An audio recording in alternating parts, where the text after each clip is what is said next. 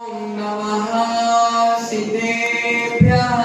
ओम नमः सिद्धेभ्यः। ओम नमः सिद्धेभ्यः। ओम नमः सिद्धेभ्यः। यस्य स्वयं स्वभावाप्ति रभावे कृष्णकर्मणः तस्मै सज्ञानरूपाय नमोस्तु परमात्मने। नमोस्तु परमात्मने। नमो अरिहन्तारं नमो सेवारं नमो आयर्याणं नमो वज्रायाणं नमो लोरे सब्बसाहुरम्।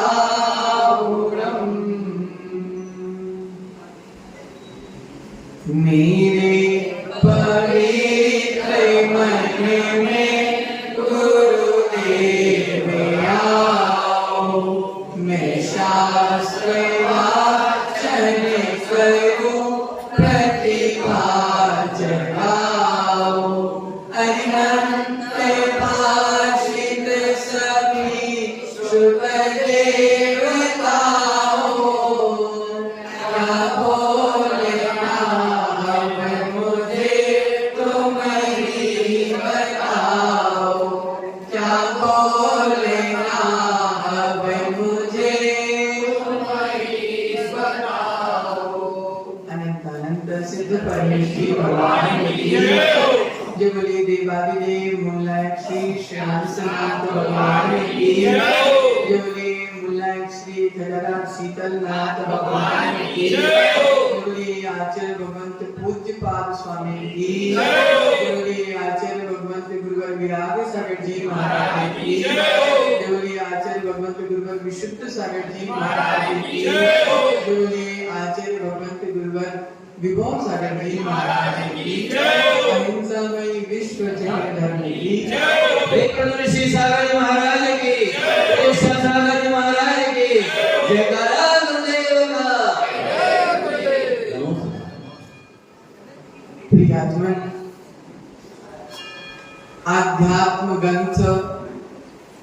आध्यात्म ग्रंथों की पूंजी ग्रंथराज इष्टोपदेश जी की वासना चाहिए।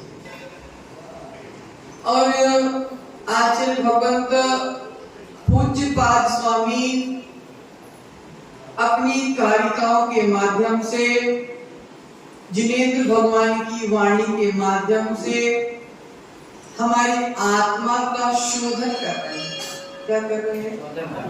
शोधन कर रहे हैं कि अगर कोई बाल हो तो निकाल के, कोई गंदगी हो तो निकाल के हम बाहर कर दें। हम महाराज तो प्रयास कर रहे हैं, लेकिन जब तक हम प्रयास नहीं करेंगे, जब तक आत्मा की सफाई होने वाली नहीं है। इसलिए पुनः आत्मा की सफाई करने का प्रयास करते हैं। 8वें नंबर की गाथा खोल लेंगे सभी। वपुर ग्रहम धनदारा वपुर ग्रहम धनम दारा पुत्रा मित्राणि शत्रवः पुत्रा मित्राणि शत्रवः वपुर ग्रहम धनम दारा पुत्रा मित्राणि शत्रवः सर्वधान्य स्वभावानि सर्वधान्य स्वभावानि मूढ़ः स्वामी प्रपद्यते वपुर्ग्रहं धनं दारा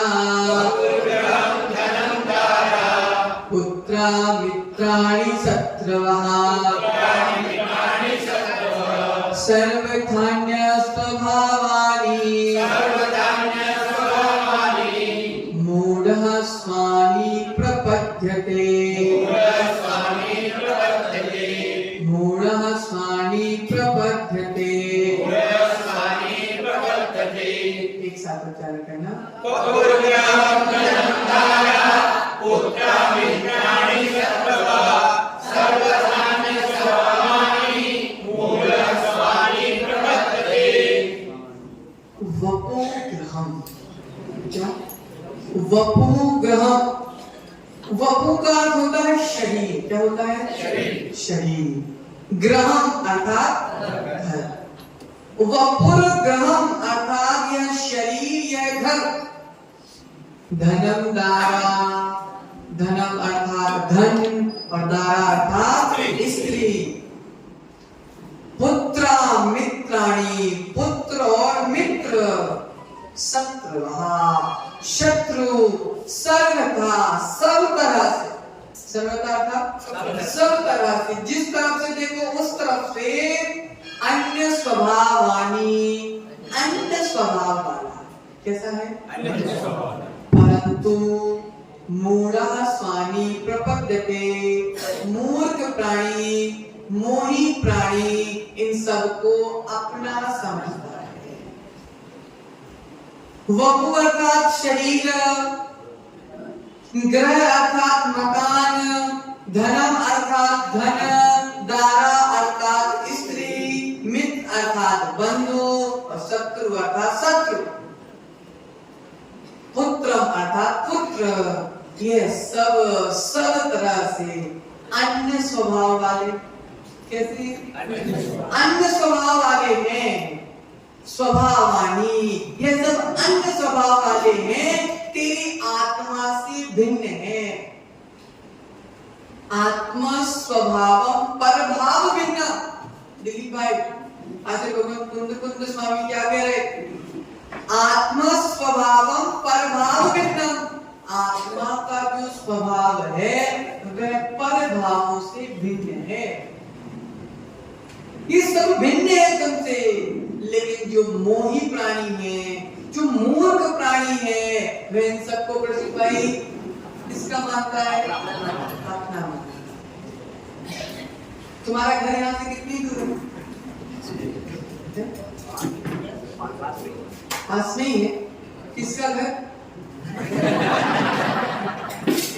बोलो ना मेरा घर शाम को भैया विधि करने एक छोटा सा छोरा आता है वो किसका छोरा है बोलो ना प्रसिद्ध भाई मेरा छोरा ये मेरा मेरा मेरा मेरा करते ही तो अनादि काल है ये तो समझा रहे हैं कुछ बात स्वामी तुम्हारे लिए कह रहे प्रसिद्ध भाई स्पष्ट रूप से तुम्हारे लिए कह रहे हैं ये वपु ये शरीर ये घर ये मकान ये पुत्र ये पुत्रियां ये स्त्री ये सब तुमसे भिन्न है तुम्हारे पास तो है लेकिन तुम्हारे नहीं चार प्रकार के अभावों की चर्चा आई है कौन कौन सी प्राग्र भाव प्रध्वंस भाव अन्योन्य भाव और अत्यंत भाव अब देखो चर्चा करती है अत्यंत भाव तुम कौन हो बोलो तुम कौन हो जीव कौन हो और तुम्हारा मकान क्या है अजीब है पुद्गल है तुम्हारा और पुद्गल का संबंध कैसा है तुम्हारे और पुद्गल में अत्यंत अभाव है अत्यंत अंतर है जीव कभी पुद्गल नहीं हो सकता और पुद्गल कभी जीव नहीं हो सकता प्रियात्मन उसी जगह चर्चा करी जाए अब तुम्हारी बच्चे की माँ कौन है पुद्गल तो नहीं है कौन है जीव और तुम कौन हो अब भैया दोनों जीव है लेकिन दोनों जीवों में भी अंतर है कि तुम्हारा जीव भिन्न है और उसका जीव भिन्न है अत्यंत अभाव है दोनों में बड़ा अंतर है जहां जहां मुन्ना भाई मनोज भाई जहां जहां ये अंतर कायम रहता है वहां वहां मोक्ष मार्ग प्रशस्त होता रहता है और जहां ये अंतर खत्म हो जाता है कि दो शरीर एक आत्मा वहां से संसार मार्ग प्रारंभ हो जाता है आचार्य भगवंत कह रहे दारा दारा अन्य स्वभावानी ये स्त्री मेरी सब आचार्य कह रहे हैं अन्य स्वभावानी। कैसी है? अन्य स्वभाव। सुनील भाई कैसी है? अन्य स्वभाव वाली। प्रियात्मा सगर चक्रवर्ती के विषय में सुना क्या? किसने किसने सुना?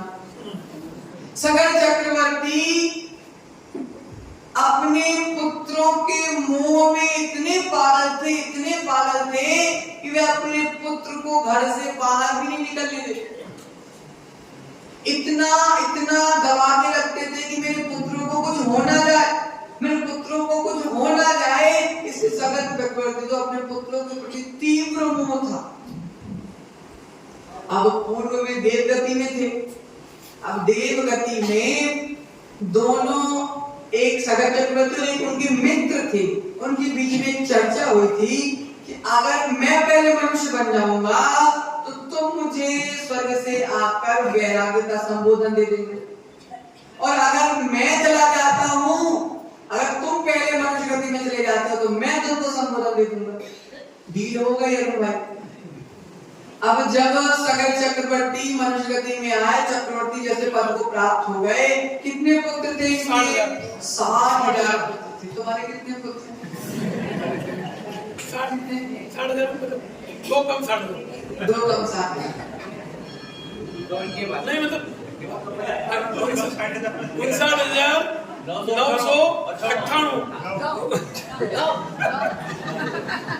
तो सगर चक्रवर्ती के 60,000 पुत्रों के प्रति इतना मोह, तुम्हें 2 से मोह है, चक्रवर्ती को 60,000 से मोह था। अब इतना मोह था कि वो घर से बाहर भी नहीं निकलने देते। तब एक दिन पुत्रों ने बोला कि पिताश्री, अगर आप हमको बाहर कोई काम नहीं दोगे, कोई काम नहीं सिखाओगे तो दुनिया क्या बोलेगी कि सारे 60,000 पुत्र निकलने हैं। तब सगर चक्रवर्ती ने बोला ठीक है, अब तुमको कोई काम देते हैं। तो उन्होंने बोला जाओ गंगा नदी को खोदो। क्या काम दिया? गंगा नदी को खोदो। और दूसरा काम दिया कि कैलाश पर्वत के चारों ओर खाई खोदो। भैया कोई ना कोई काम तो देना था। अब बोला कि जाओ तुम कैलाश पर्वत की खाई खोदो। अब उसी समय स्वर्ग के वह मित्र को आना हुआ। उसने सोचा यार मनुष्य गति में एक जिम्मेदारी मेरी बाकी है। क्या जिम्मेदारी बाकी है? सगर चक्रवर्ती को वैराग्य का संबोधन मुझे देना है। अब जब देव गया तो देव ने देखा ये तो सगर चक्रवर्ती अपने पुत्रों के मुंह में पागल हो चुके हैं, मेरा संबोधन देने से कोई मतलब ही नहीं है, ये सुनने वाला नहीं है। तो करुण भाई, जब जीव के दिमाग में मोह छाया होता है ना, तो कितना भी संबोधन दे लो, सारे संबोधन निष्फल हो जाते। तब वो गया, उसने सोचा संबोधन करूंगा तो कोई मतलब नहीं, कोई दूसरा तरीका निकालना पड़ेगा। तो वो देव ने 60,000 पुत्रों को निद्रा में सुला दिया। पूरे 60,000 पुत्रों को सुला दिया, घोर निद्रा में सुला दिया। और जाके सगर चक्रवर्ती से बोला, चक्रवर्ती तुम्हारे 60,000 के 60,000 पुत्र पूरे मर गए। ओह, मैंने जिनको कभी कमरे से बाहर नहीं निकलने दिया, मेरे 60,000 पुत्र चले गए। क्यों चक्रवर्ती? 60,000 पुत्र चले गए तेरे, तू नहीं रोक पाया। मृत्यु को किसने रोका? एक दिन तू भी चला जाएगा, एक दिन तू भी चला जाएगा, कर ले तो अपना कल्याण। ओह, मेरे 60,000 पुत्र चले गए, मेरे हृदय के टुकड़े, मेरे कलेजे के टुकड़े सब चले गए। अब मेरा भी क्या होगा? मैं भी मर जाऊंगा। इसलिए मरने से पहले मैं भी अपना कल्याण कर लूं। सगर चक्रवर्ती की मन से बच्चों का, बेटों का मोह निकला अरुण भाई, और किस संस्कार की सगर चक्रवर्ती ने मुनि दीक्षा धारण। अब जब निद्रा से पूरे बेटे उठे तो चले गए पिताजी के दर्शन करने। अब क्या? नमोस्तु महाराज, नमोस्तु। अरे पुत्र, तुम लोग जिंदा हो? हमें तो सुना तुम मर गए थे। अब पुत्र ने बोला हम जिंदा है, चलो पिताजी वापस। तो सगर चक्रवर्ती ने बोला जब तक तुम्हारे मोह में फंसा रहा, जब तक मैं संसार में फंसा रहा, दिलीप भाई अब मोह खत्म हो गया तो संसार से प्रति विरक्ति अपने आप प्रारंभ हो गई। भैया दीक्षा लोगे क्या? महाराज थोड़ा सा काम बचा, मतलब दीक्षा लेना है क्या? नहीं, अभी तो बच्चों की शादी बची हुई है महाराज।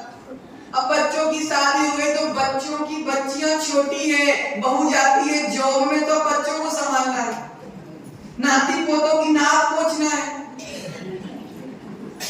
ओहो, माताओं आचार्य कह रहे हैं ये सब मोह की भाषा है प्रशिष भाई, ये सब राग और मोह की भाषा है, मूर्खों की भाषा है।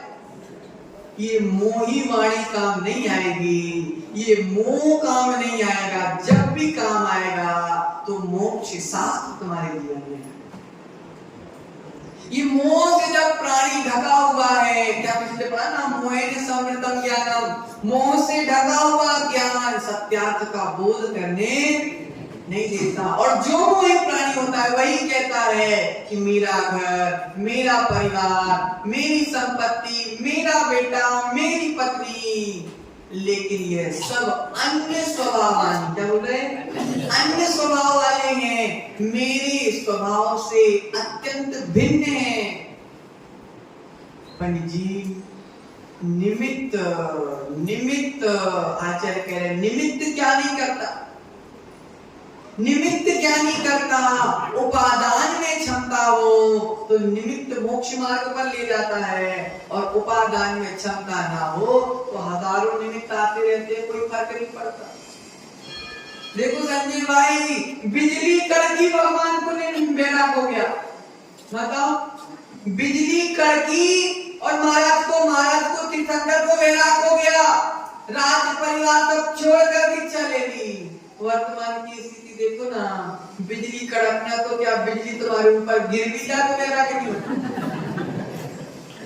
पहले सफेद बाल देखकर, दाल टूटते देखकर निमित्त थे। 24 तीर्थंकर पुराण में देखो ना अरुण भाई, प्रत्येक तीर्थंकर की वैराग्य का कोई निमित्त बना, लेकिन वो निमित्त बना, उन्होंने अपना उपादान जागृत कर लिया तो निमित्त काम का है। नहीं तो मुन्ना भाई तुम्हारे जीवन में कितने निमित्त आ गए, कितनों की राम नाम सत्य तुमने देखी है, गिनती नहीं है, लेकिन फिर भी ठकुराई नहीं गई, फिर भी बिना मुझ की ठकुराई नहीं गई, मतलब कि मोह अभी बैठा। और ये मोह ही प्रसिद्ध भाई हमको मूर्ख बना दिया, सबसे बड़े मूर्ख हो तुम। बोलो मूर्खों की नहीं हो, बोलो ना मूर्खों की नहीं हो। दुनिया के सब प्रत्येक प्राणी मूर्ख है जिसने रत्नात्रय को धारण नहीं किया। अगर इतनी समझदार होते दिलीप भाई, न जाने तुम भी अभी टकलू होके यहाँ बैठे हो। लेकिन क्या करे, मोह बैठा, मोह से ढका हुआ है अभी हमारा ज्ञान। लेकिन आचार्य कह रहे हैं जो जो दिख रहा है सब अन्य स्वभाव, सब अन्य स्वभाव वाला है, मेरे स्वभाव से विपरीत है। प्रियात्मक आचार्य कह रहे हैं जिनवाणी का निमित्त। देखो अरुण भाई, जब बच्चा सो रहा हो, माता छींटे डालती है पानी में, बच्चे में उठने की शक्ति है, बच्चे में उठने का उपादान जागृत होता है, जागृत होने की शक्ति है, तभी तो माता के छींटे काम करते। माता के छींटे निमित्त है, लेकिन उठने की शक्ति किसके भीतर है? बच्चे के भीतर है। आचार्य कह रहे उसी प्रकार ये जिनवाणी के छींटे निमित्त है, कि जिनवाणी का वाचक निमित्त है, कि जिनवाणी गुरु की वाणी निमित्त है, लेकिन उपादान तो तुमको ही जागृत करना पड़ेगा।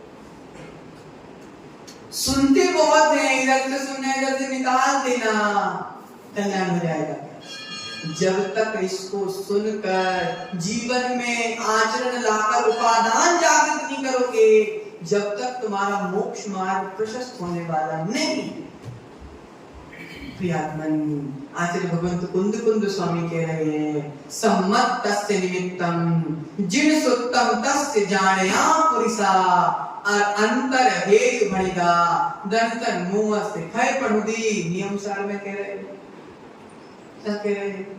सम्यक दर्शन निमित्त भूत है जिनवाणी। देखो सर्वथा अन्य स्वभाव, वो अन्य स्वभाव वाले देखो देव आया, 60,000 पुत्रों को जगाया, जगाकर जब मुनिराज के पास भेजा तो मुनिराज क्या कह रहे हैं, तुम सब हमारे लिए अन्य स्वभाव वाले, जिन पुत्रों के मुंह के गोंद से चिपके हुए थे। कौन से गोंद से चिपके हुए? फेविकोल और फेविक्विक कमजोर पड़ जाते मुंह के आगे। मतलब फेविकोल ज्यादा मजबूत है कि फेविक्विक ज्यादा मजबूत है? और फेविक्विक से भी ज्यादा मजबूत क्या है? ये मुंह का गोंद है जो हमको संसार से चिपका कर रखा हुआ। जब तक मोह था, जब तक भैया चक्रवर्ती रोने लगा, बिलखने लगा, मोह खत्म हो गया तो क्या कह रहे चक्रवर्ती, तुम सब अन्य स्वभाव वाले हो, मैं ही मेरा नहीं हो पाया तो तुम क्या मेरे हो पाओ। वाणी बदल गई। तुषित भाई, जब भीतर की भावना बदल जाती है तो वाणी भी बदल जाती है। भीतर की भावना बदल जाती है तो वाणी भी बदल जाती है। प्रियात्मन, जब तक जीव संसार में रहता है, क्रोध आता है, मुख से गाली निकल जाती है। जब तक जीव संसार में रहता है, भीतर की भावना खोटी होती है तो मुख से गाली निकलती है, और जब भीतर की वाणी अच्छी हो जाती है तो जिस मुख से गाली निकलती थी मुन्ना भाई, उसी मुख से जिनवाई निकल आती है। सुनील भाई, भीतर की भावना से ही गाली निकलती है सेठ जी। भीतर की भावना से ही मुख से गाली निकलती है और भीतर की भावना से ही मुख से जिनवाई निकलती है।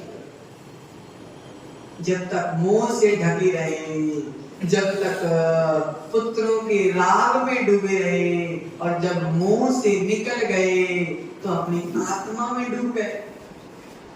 प्रियात्मा, मूर्ख प्राणी, मूढ़ा आसमानी प्रपद्यते, मूर्ख प्राणी, मोही प्राणी ही मूर्ख प्राणी। तो वह मूर्ख प्राणी जो स्वभाव से अन्य है, जो मेरे स्वभाव से विपरीत है, जो मेरे स्वभाव से भिन्न है, उनको अपना मानता है, और यही कारण है कि अनादिकाल तक संसार में भटकता रहता है। प्रियात्मन, देखो वो देखा तुमने परमार्थ प्रकाश ग्रंथ में संसार की कैसा चित्र बना? नहीं देखा? चलो उसका चित्रण करते हैं। एक पेड़ है, उसकी डाल में एक तरफ से सफेद चूहा और एक तरफ से काला चूहा डाल को काट। नीचे कुआं है, उस कुआं में 4 बड़े बड़े अजगर मुंह खोले बैठे हुए, और उनके बीच में कालिया नाग बैठा हुआ। ऊपर पेड़ में मधुमक्खी का छत्ता लगा हुआ है, जिसमें से शहद कैसे टपक रहा है, टप टप टप। और वहां से एक जीव दौड़कर आ रहा है, पीछे से हाथी उसको दौड़ा रहा है। हाथी मार ना दे उसके डर से वो चढ़ गया पेड़ पर और लटक गया। कौन सी टहनी पकड़कर? जिसको चूहा काट लेती, अब पकड़ के लटक गया। ऊपर से शहद की बूंद टपकी और सीधे जीभ पर टपकी। मुन्ना भाई, आहा, आनंद आ गया। मैं तो बड़ी अच्छी जगह पे पहुंच गया, इतनी मिठास। जब लटके लटके हाथ में खून उतर गया, अब जब दर्द होना प्रारंभ हुआ, जब देखा ऊपर नीचे देखा तो ये तो कुआं है, और देखो कैसे मुंह खोल के अजगर बैठे हुए, और देखा ऊपर तो डाल आधी चूहों ने काट दी। ऊपर से देव का अभिमान निकल रहा था। तो देव का महिलाएं जो होती हैं वो थोड़ी नम्र स्वभाव की होती है, जल्दी करना आ जाती है। तो उनकी देव का अभिमान निकला, तो उनकी देवी ने बोला कि स्वामी, ये जीव संकट में है, अपन इसकी रक्षा कर लो, अपन इसको विमान में बैठा लो तो इसकी रक्षा हो जाएगी। लेकिन देव ने बोला कि देवी वो नहीं मानेगा। देवी ने बोला एक बार तो चलो। जैसे ही देव गया, उन्होंने बोला कि तुम खतरे में हो, आ जाओ मेरे विमान में, मैं तुमको सुरक्षित स्थान तक पहुंचा दूंगा। लेकिन उसने बोला नहीं, तुम्हारे यहाँ थोड़ी मीठा शहद, नहीं गया, नहीं गया। आचार्य कह रहे हैं जो वो काले और सफेद चूहे थे ना, ये दिन और रात के प्रतीक थे। किसके प्रतीक थे? दिन और रात। और जो हाथी पीछे दौड़ा रहा था ना, ये मृत्यु का हाथी था। आचार्य कह रहे हो जो नीचे वो 4 अजगर मुंह खोले घूमे थे, वो नरक, तिर्यंच, मनुष्य और देव गति 4 गतियों के साथ थे। और जो बीच में वो काला नागिया बैठा था, वो किसका प्रतीक था? हैं? बोलो ना। वो काला नागिया निगोद का प्रतीक। चारों गति के अजगर मुंह खोले बैठे हैं। निगोदिया का कालिया नाग मुंह खोले बैठा हुआ है। दिन और रात का चूहा टहनियों को खाता जा रहा है। पीछे से मृत्यु रूपी हाथी दौड़ाता जा रहा है। ऊपर से भोगों का शहर टपक रहा है। आनंद आ रहा है ना? कितना आनंद आ रहा है, कितना आनंद आ रहा है। वो भोगों का है, ये संसार की जो पर वस्तु है, जिसमें बड़ा आनंद आ रहा है, बड़ा मीठा लग रहा है प्रसिद्ध भाई। कोई मिठास, खतरा नहीं दिख रहा। चारों तरफ खतरा, लेकिन खतरा नहीं दिख रहा, क्योंकि अभी आनंद आ रहा है। किसका? भोगों का आनंद आ रहा है। प्रियात्मन, वो धर्म रूपी विमान तुमको लेने आया था। वो धर्म रूपी विमान तुमको लेने आया था। वे व्रत रूपी, संयम रूपी देवी देवता तुमको लेने आए थे, लेकिन तुमने उनको भी भगा दिया। किसके पीछे? भोगों के पीछे। समझो, समझो विषय को। ये मोह जब तक बैठा हुआ, ये मोह जब तक बैठा हुआ है, प्रसिद्ध भाई कितना भी काम कर लो तुम कुछ नहीं कर पाओ। एक बार जब हमारे आचार्य महाराज की दीक्षा हुई थी, सन 1995 की बात है। अब दीक्षा हुई तो बहुत सारी दीक्षाएं फाइनल हुई। अब बहुत सारी दीक्षा फाइनल, उसमें एक दीक्षार्थी थे जो जिनका नंबर दीक्षाओं में थोड़ा पीछे था। तो उन्होंने बोला आशीष से, भैया देखो दीक्षा फाइनल हो गई, गोद भराई हो गई, मेहंदी लग गई, कल दीक्षा है। और दीक्षा के एक दिन पहले जाके आचार्य महाराज से उन्होंने बोला कि आशीष दीक्षा तो बहुत अच्छी होना है, बस एक काम कर दो कि जो मेरा नंबर तीसरे और चौथे में लगा हुआ है, वो नंबर आप मेरा पहला कर दो। अर्थात दीक्षा में मुझे आप बड़ा बना दो, छोटा नहीं बड़ा बना दो। आचार्य महाराज ने बोला हाँ आपकी भावना अच्छी है, हम आपको बड़ा बनाएंगे, लेकिन इस बैच में नहीं, अगले बैच। क्या बोला आचार्य महाराज ने? इस बैच में नहीं, अगले बैच में। और देखो 4 दीक्षा कैंसिल हो गई, मेहंदी लगी कर दीक्षा है, लेकिन जो मोह भीतर बैठा हुआ है, जो मोह भीतर बैठा हुआ है, कौन सा मोह? चारित्र मोहिनी कर्म का उदय आ गया, दीक्षा कैंसिल हो गई। अब 4-6 महीने हुए ट्रेन में सफर कर रहे थे, और ट्रेन की सीट पर सोए अरुण भाई तो सोते ही, सीट पर सोए तो सोते रह गए। इसके पीछे अपने मोह के पीछे, क्या बड़ा क्या छोटा, बड़े छोटे के चक्कर में जीवन भी गया और रत्नत्रय भी गया। प्रियात्मन, इसलिए आचार्य कह रहे ज्ञान ढका हुआ, चाहे मोह से ढका हुआ हो, चाहे माया से ढका हुआ हो, चाहे मान से ढका हो, मान का चाहे उदय आ गया, मैं बड़ा।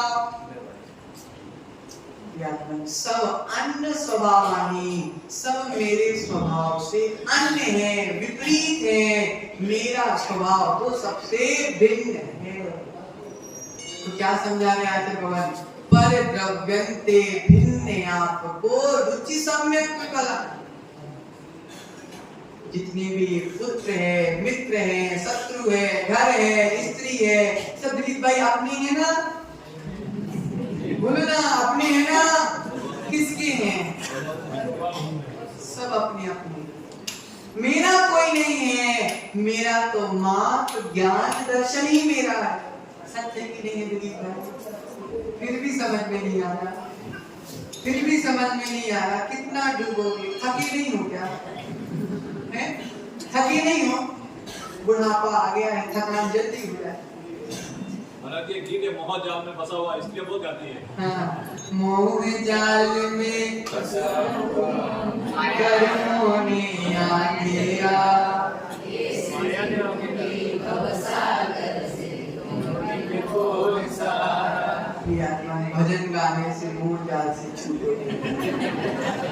भजन जाने से मोह जाल तक छूटोगे नहीं, जब तक भजन के अनुरूप तुम्हारी आचरण नहीं आ जाता, जब तक भजन के अनुरूप तुम्हारी भावना नहीं हो जाती, जब तक तुम्हारा ज्ञान भजन के अनुरूप ना हो जाता।